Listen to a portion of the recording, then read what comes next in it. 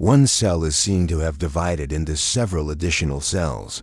Next, we witness an archaic ape sipping water from a lake.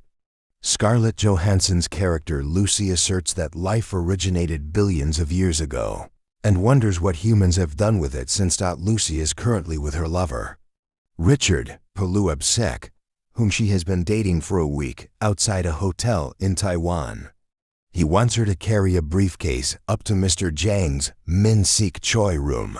Lucy is forced to comply with Richard by handcuffing her wrist to the briefcase handle, since she won't do anything for him until she understands what he needs her to give. After telling the receptionist that Richard is bringing her up to Zhang when she first enters the lobby, she trembles when she gives the clerk her name. When Lucy glances out the window, she sees Richard attempting to be upbeat and grinning before he gets shot and dies. When a bunch of thugs emerge from the elevator, Lucy is compelled to follow them up. A cheetah is shown pursuing a gazelle, mauling it, and finally carrying the gazelle's corpse in its teeth. In contrast to this picture, Lucy is taken to Zhang's flat by them. Lucy throws up because there are bloodied bodies on the floor. Zhang emerges with blood all over his hands. He calls a man to provide translation services for Lucy. She sobs, unable to make sense of what is occurring or why. Zhang scribbles the code to open the briefcase, a series of numbers on a piece of paper. Zhang enters the following chamber as his soldiers prepare their weapons and shields.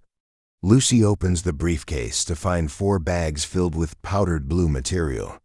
Zhang brings in a man who has used drugs so he can snort some blue stuff.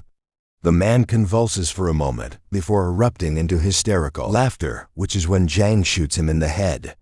After that, Lucy is given an assignment to complete, but she won't till she gets smacked. In a hotel room, Lucy awakens. Her stomach is covered with a bandage. She is thrown some clothes when Zhang's men enter. She and the other 3 men are brought to Zhang. Lucy is informed by a British man who goes by the nickname the Limey, Julian Reintut, that she and the other males had a medication called CPH4 injected into their lower intestines. They want to smuggle the substance around the globe because it's supposedly the newest and greatest item available. After that, one of the thugs takes Lucy to a room where she is chained up and kicks her in the stomach, where they cut her.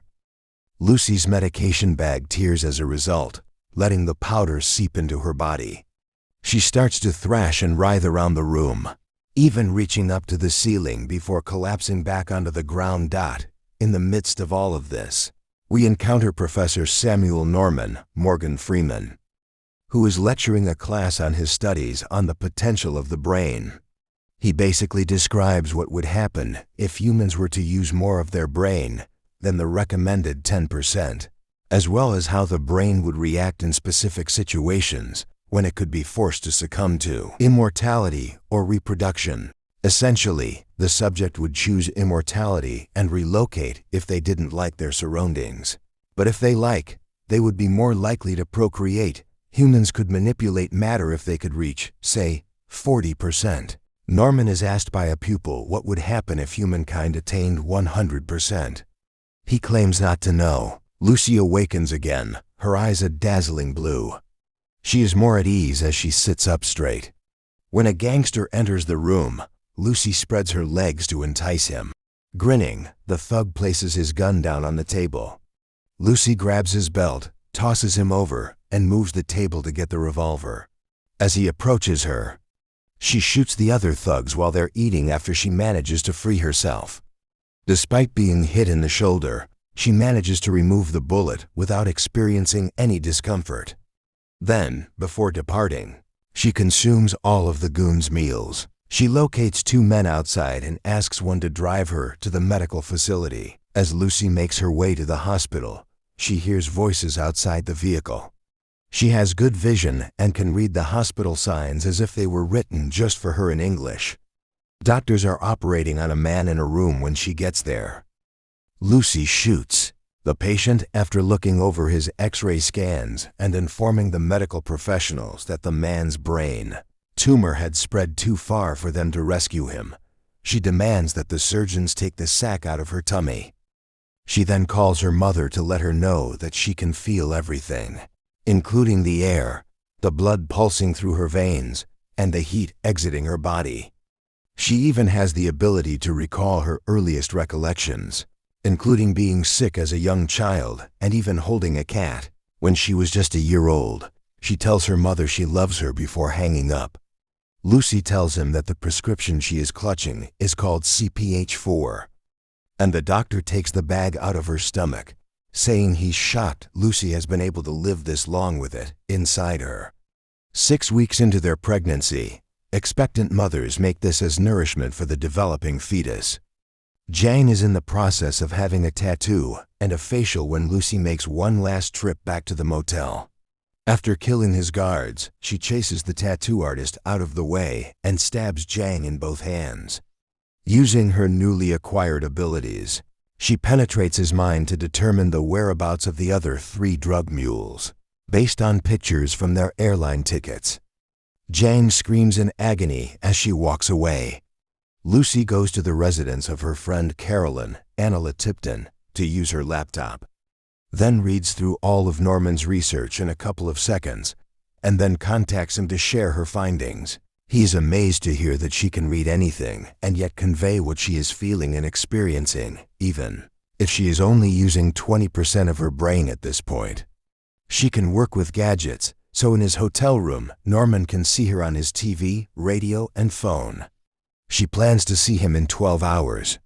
Before leaving, she offers Caroline a medication and tells her that she just needs to adjust her lifestyle to be okay because her liver and kidneys are failing. Word has gotten out that Lucy shot the patient, so when she goes through the airport, Lucy changes the color and style of her hair. She calls French policeman Captain Pierre Del Rio, armor-waked, to inform him about the other drug mules. After that, she gets on the plane and keeps researching the brain while typing quickly on her laptop. In addition to asking for a glass of champagne and telling a flight attendant to wipe her nose without looking, Lucy causes the woman's nose to bleed after the flight attendant orders her to switch off her computer. The champagne glass is handed to Lucy, who raises a toast to knowledge. 40% flashes on screen as she sips. She spits up 3 additional teeth after finding a tooth in her drink. Then her skin starts to peel off in front of the passengers and flight attendants. Lucy runs to the bathroom, where her fingers begin to fall off and her face sort of melts. She removes the last of the CPH4 and snorts it, feeling normal once more, but then passes out. Lucy awakens in a hospital ward where Del Rio and a few other officers and medical personnel are waiting after they have apprehended the other mules. Armed men surround Lucy as she leaves the room. With the exception of Del Rio, she can put them all to sleep with a single wave of her fingers. A nurse sits up out of the blue, startled. One of Jang's goons, G. Nicholas Fongfef, enters with other armed men in order to find the rest of the mules. They take them into a room and take away the medications after they kill them. Together, they find Jang's men, and she utilizes her 60% mental ability to maneuver them around the corridor and create an apparent wall to prevent G from taking the drug-filled bag and running away. She tells Del Rio to follow her before turning to leave after getting the medication from G. Despite his sense of worthlessness, she walks over to him, plants a kiss, and invites him to join as a reminder. Lucy uses her skills to find a new location. She admits she has never driven a car before as she takes over Del Rio's automobile and drives recklessly through the city. Jang and G follow her closely. Lucy and Del Rio track down Norman and his associates at a university, where Lucy starts to share what she's learned about how her brain capability now surpasses that of a typical human. Jang and his men sneak into the area and begin firing as this is going on. Lucy gives the academics the remaining CPH4 so they can synthesize it into a liquid that she can take internally.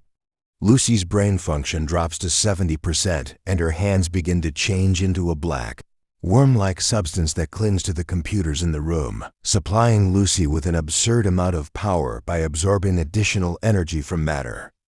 Her increasing brain function causes her to control matter in such a way that it appears as though she erases everything in the room, leaving the academics in a state of white emptiness before she builds a futuristic supercomputer right in front of their eyes. As Zhang's men are being shot down by the police from outside, he gives G an order. Lucy is launched millions of kilometers to Times Square by G when he uses a rocket launcher to burst through the room. She uses a wave of her hand to manipulate time. She goes back in time to see the chimpanzee from the opening scene, visiting early 20th century New York, colonial times, and even primordial times. Lucy has limitless strength as their fingers contact, propelling her through space, time, and the universe. As Zhang walks inside the room, he gently lifts his gun to aim at Lucy's head. She then achieves 100%. Her clothing remains behind as her body vanishes. Zhang shoots nothing with his gun. Del Rio enters and murders Zhang with a gunshot. In the process of expanding and finishing Norman's research, the dark matter in the room vanishes and transforms into a flash drive that falls into his hands. Where is Lucy? Del Rio wonders. He receives a message on his phone that reads, "I am everywhere." When Lucy's voice declares, "This is what can be done with life," the movie ends with an overhead picture of Zhang's corpse.